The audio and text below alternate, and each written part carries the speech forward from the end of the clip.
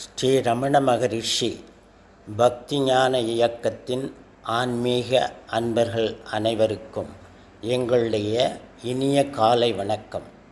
இன்று ஜனவரி 9ஆம் நாள் வியாழக்கிழமை.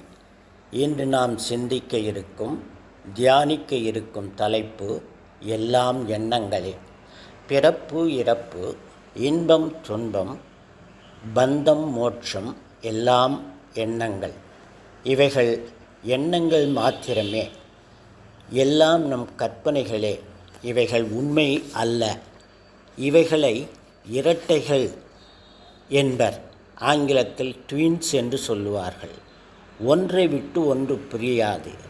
எடுத்துக்காட்டாக, இன்பம் இருக்கும் இடத்தில் துன்பம் இருக்கும், துன்பம் இருந்தால் அதைத் தொடர்ந்து இன்பம் வரும்.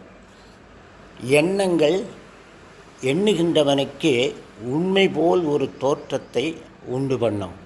இதுவே மாயை எனப்படும். இந்த எண்ணங்கள் பல பிறவிகளாக நம்முள் வேரூன்றி உள்ளதால் உண்மை போல் தோன்றுகின்றது. எண்ணுபவன் இல்லாமல் எண்ணங்கள் இல்லை. நாம் எண்ணங்களை பற்றி கொள்கிறோம். எண்ணுகின்றவனை பற்றி கவலைப்படுவதில்லை, மறந்து விடுகின்றோம். எண்ணுகின்றவன் யார் என்று நம் கவனம் அவன் மேல் செல்ல வேண்டும். இதுவே தியானம் எனப்படும்.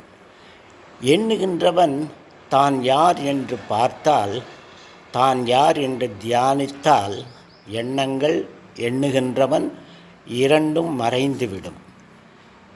உலக எண்ணங்கள் அற்ற நமது யதார்த்த நிலையே ஆத்ம நிலையாகும். துன்பம் என்பது ஒரு எண்ணம். அதுபோல் இன்பமும் ஒரு எண்ணமே. துன்பம் நீங்க நாம் பாடுபடுகிறோம். ஆனால் நிரந்தரமாக நீக்குவது என்பதை நமக்கு புரியவில்லை. துன்பம் வரும்போது அதை விட்டு விலகாமல் துன்பப்படும் தான் யார் என்று கவனித்தால், தோற்ற மாத்திரமான இன்ப துன்பம் இரண்டும் அற்று நிலையான இன்பம் அனுபவமாகும். இதுவே உண்மையாகும். வணக்கம். ஓம் தத் சத். மீண்டும் நாளை வேறு ஒரு தலைப்பில் தியானிப்போம்.